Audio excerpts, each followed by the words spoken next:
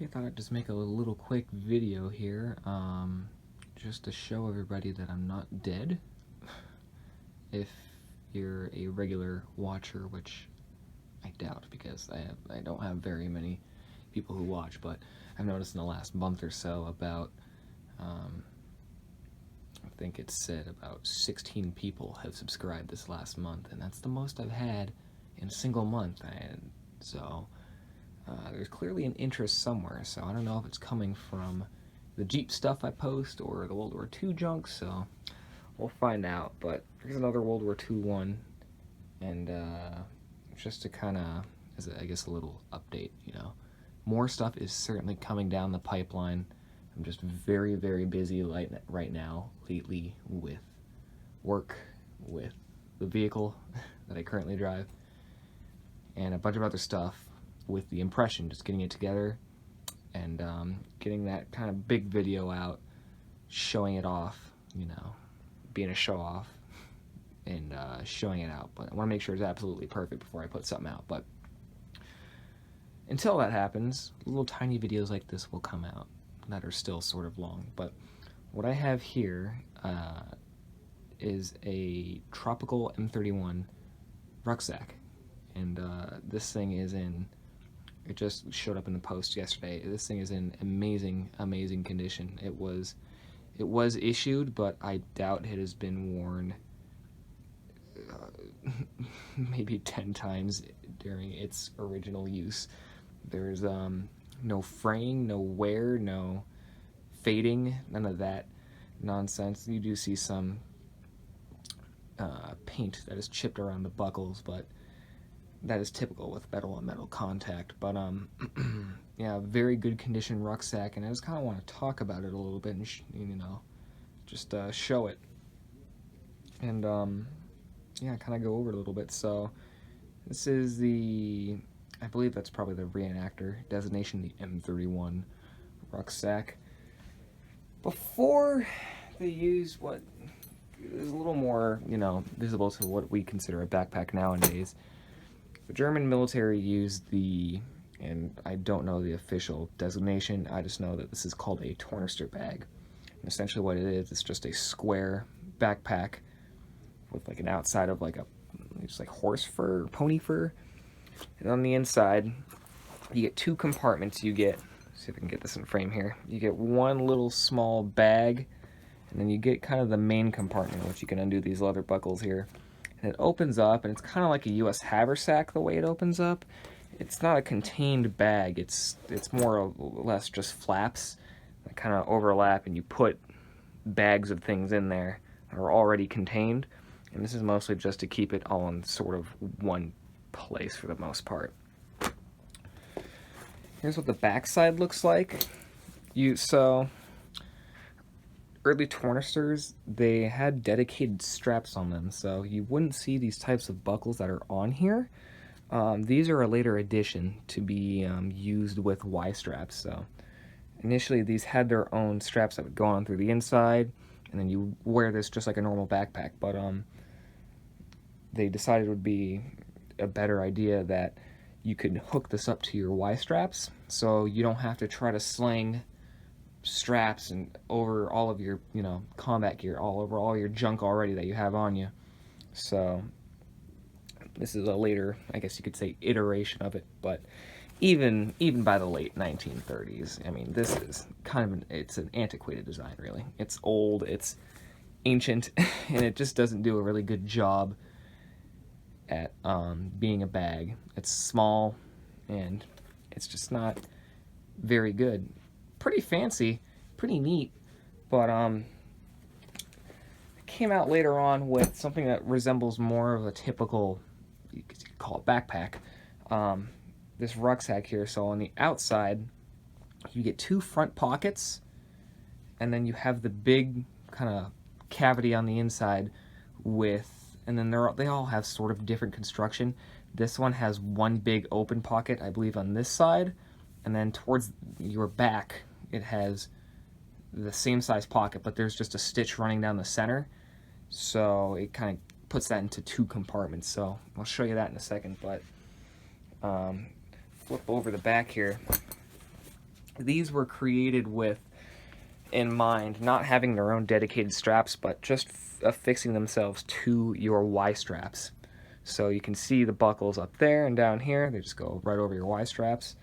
And but especially kind of later in the war, you do see a lot of people just kind of almost in a way reversing their kind of the prior iteration of like the Tornister, how they had their own straps. So instead of having these be attached to Y straps, you see a lot of people would either, and I'm not sure if they were custom, you know, private purchase or like just something custom made. You go to your company tailor and say, hey, can you make me straps for my backpack? But, and especially in like the late war, surrender, like photographs and video, you see lots of men, you know, carrying their backpacks, and then most of them have just dedicated straps. Or you could use your Y straps as just backpack straps. It's just a little more uncomfortable, but you can see here. And interesting thing about this is, get this all shown up here. It is good as I get this in frame a little bit better. My apologies. As good as I can describe it, it appears to me, it was issued. There is a name on the inside top flap, but it does not, I don't think this has been used very much, if at all.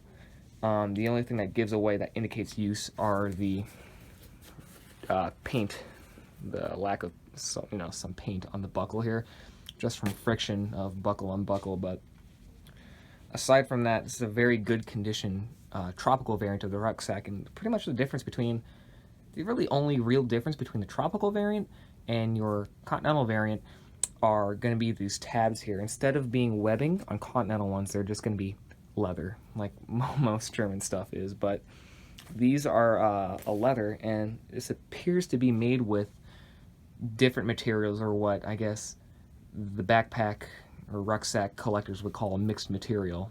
So you see that with like smocks and helmet covers, or even uniforms that like they'll have different color pockets, or different patches put on them that are just different colors. It kind of, it's whatever they had at the time, really. It's whatever they had at the factory, in whatever bin you're taking this out of. But this seems to be deliberately done in a way that it all matches. It doesn't, it's not horrendously, like you don't have a bunch of wacky different color straps. They at least did it in a sense of, let's have these two main pocket straps be the same color, but all like the little fittings that you could keep your bedroll and stuff to be one, I guess this one color because we have more of that, however that is. But you can see this center strap is a different color compared to these canvas tabs here and these pocket I guess tabs, I'll just call them. And it kind of continues all around the side. These side ones are the same color as these small little tabs right here.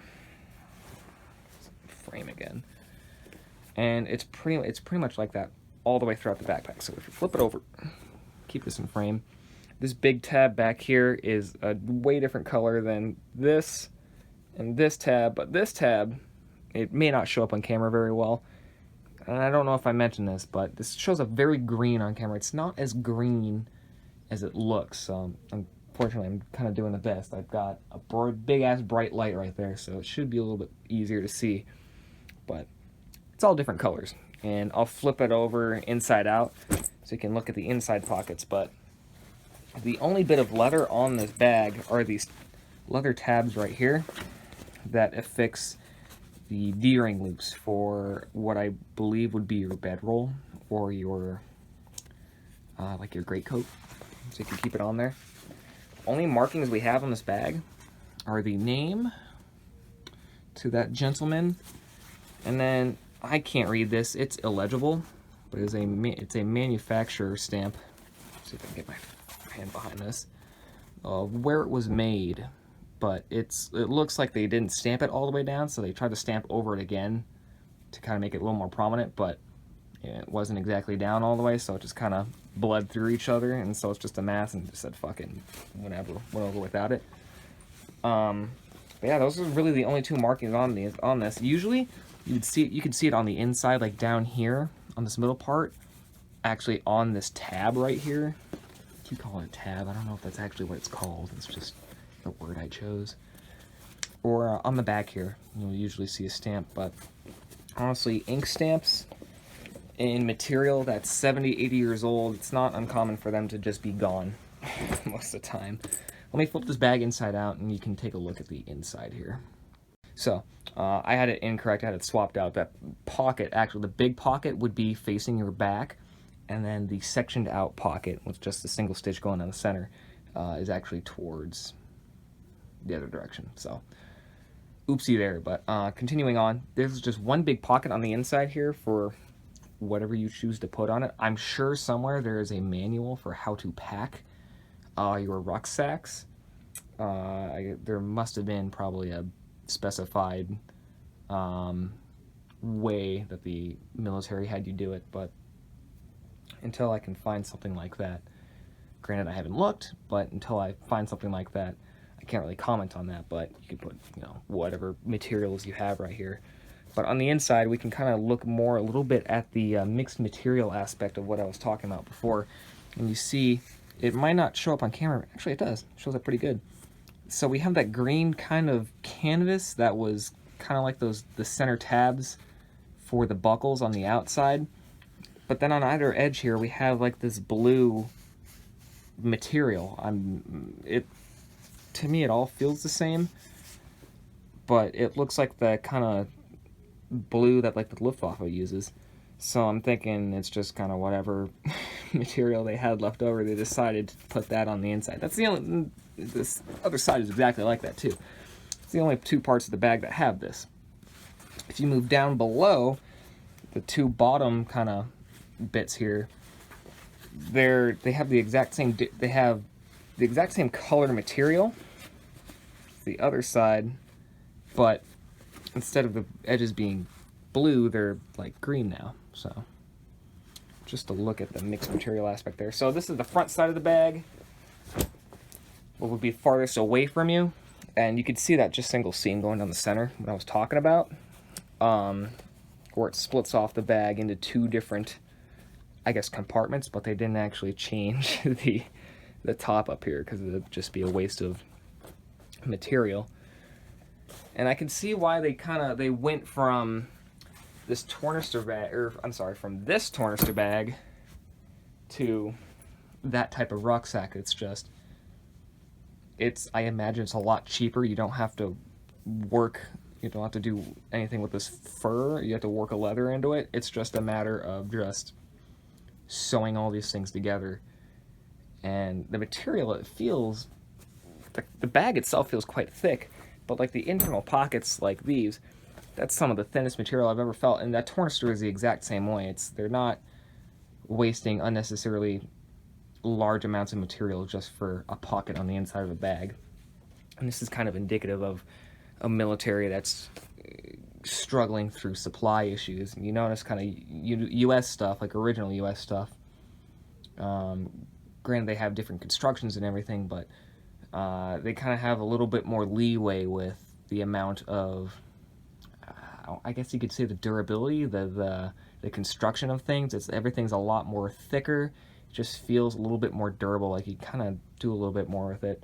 But when you're a country that's fighting a losing war, and every day your supply stocks grow shorter and shorter and shorter, you kind of have to make do with the best you can. So not every bag is going to have the exact same color canvas. You know, you have to use every single last bit of what you have to make it doable. But you can see in whatever factory this was made in, and of course this is just pure conjecture, is that the right word? I had no actual proof for this, but this is probably made in a dedicated civilian type factory where they took care into it, where they actually, you know, looked at the buckles and everything and wanted everything to be at least somewhat even in look and appearance. And you can see all the stitching on here it's actually quite nice. I'd say probably the sloppiest part right here is with this leather, but if you're changing between, you know, from sewing, you know, thick canvas or cotton, or even thin cotton on the inside here, and you're going to like a thick leather, it's going to be a difference in sewing there. But I'm guessing this bag was made in a dedicated most likely a civilian factory where people are giving a little bit, they kind of care where this bag is going, as opposed to some, you could see some bags made in like the ghettos, like with slave labor, or even uniforms made with slave labor. A lot of the stitching is understandably understandably so sloppy and not very good because you're malnourished. You're being forced to work for someone and give equipment to an army that is enslaving you and just probably going to kill you at the end of the day. So you really don't give a shit how the bag turns out or how it looks, how the material is. Understandably so. I would do the same thing. But this is just an example of just kind of a survivor bag. I'm going to use this bag for the North Africa event that's in, I think it's March of 2022, which in Ruidosa, Texas. That'll be the one I'm going to, probably hinted towards that, but this is the official statement. But I'm just getting the DAC impression all together, and I'm trying to perfect it before I head out to that event because, you know, me and my cohort, my friend, have made it kind of our personal vendetta to be the best looking ones out there. So we're striving to kind of be the most, the best dressed. I'll just say that, the best dressed out there. So it's just taking time. I just want to make sure everything is absolutely good because nobody smells bullshit and points things out faster than a reenactor who sees something the way it shouldn't be. But I hope you enjoyed looking at my shit. I will see you again.